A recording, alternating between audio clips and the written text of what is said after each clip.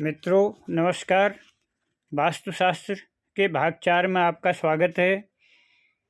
हम बात कर रहे थे भूखंडों के विषय में। इससे पूर्व तक हमने अंडाकार भूखंड तक के विषय में जानकारी प्राप्त कर ली थी। अब आगे बढ़ते हैं। त्रिकोणीय भूखंड, ऐसा भूखंड जो एक त्रिकोण की आकृति बनाता हो, यह बहुत अशुभ होता है।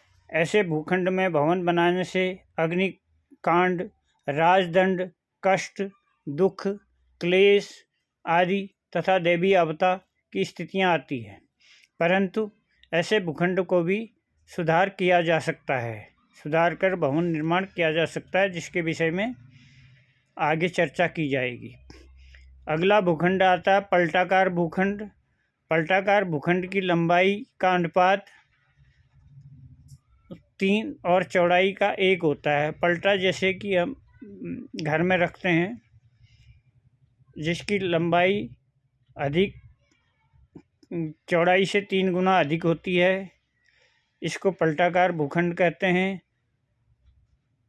यह आयताकार भूखंड के बराबर शुभ तो नहीं है, लेकिन यह मिश्रित फल देता है। और ऐसे भूखंड में भवन बनाने वाले को, भवन स्वामी को परिवार में असहमति रहती है और आपस में मनमुटाव रहता है। यद्यपि ऐसे भूखंड को भी शुभ किया जा सकता है भवन निर्माण से पूर्व। अब अगला प्रकार है चक्राकार भूखंड। चक्राकार भूखंड वृत्ताकार भूखंड से बिल्कुल अलग है।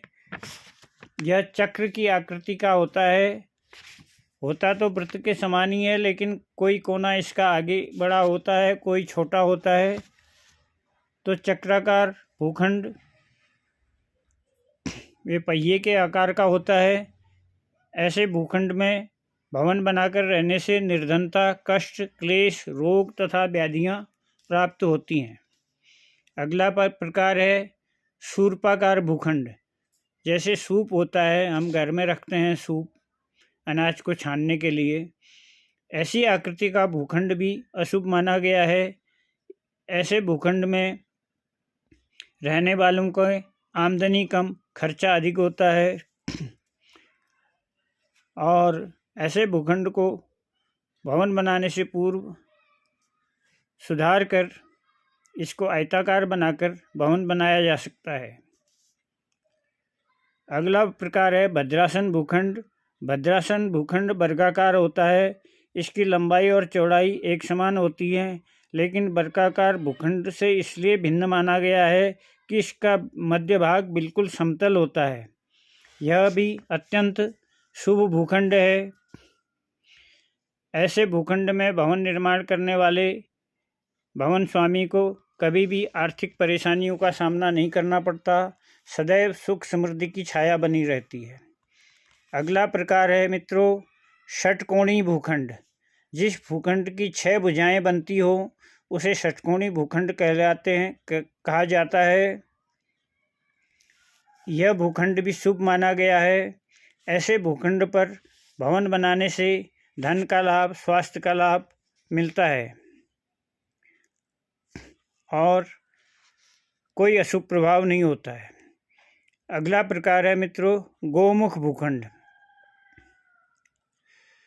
व्यापारिक प्रतिष्ठानों, दुकानों आदि के लिए गोमुख भूखंड शुभ माना गया है।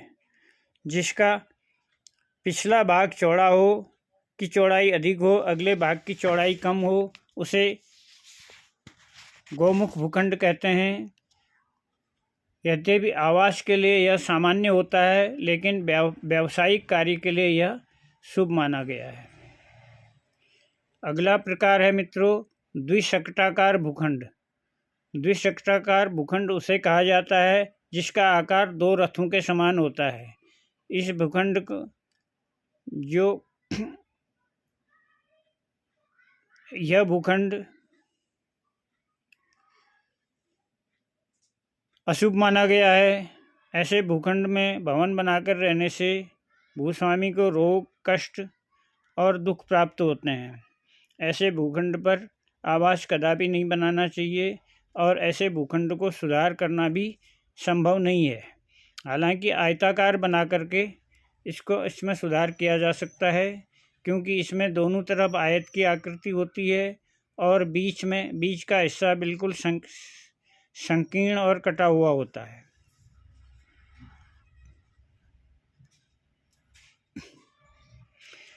अगला प्रकार है नलाकार भूखंड। यद्यपि नलाकार भूखंड आयताकार के समान ही होता है, परंतु इसकी लंबाई चौड़ाई की अपेक्षा दुगने से अधिक होती है। ऐसा भूखंड भी आवास के लिए बहुत शुभ नहीं होता है। ऐसे भूखंड में रहने से क्लेश की परिस्थितियां पैदा होती हैं। इसीलिए ऐसे भूखंड को भी आप भवन बनाने से पहले आयताकार या वर्गाकार में बदल करके शुभ बना सकते हैं। अगला प्रकार है मूसलाकार भूखंड। मूसल के विषय में तो आप जानते ही हैं, जिसका आगे का भाग गोल होगा और पीछे का भाग आयताकार होगा और लंबाई अधिक होगी। यह ऐसा भूखंड बहुत अशुभ होता है। ऐसे भूखंड में भवन बनाने से बीमारी, दुख, कष्ट, क्लेश आदि आते हैं। तो मित्रों, आज के लिए इतना पर्याप्त है। इससे आगे अगले एपिसोड में बताया जाएगा। आशा है कि आपको इस वीडियो से लाभ प्राप्त करेंगे आप लोग, और अधिक से अधिक शेयर और सब्सक्राइब करेंगे। धन्यवाद।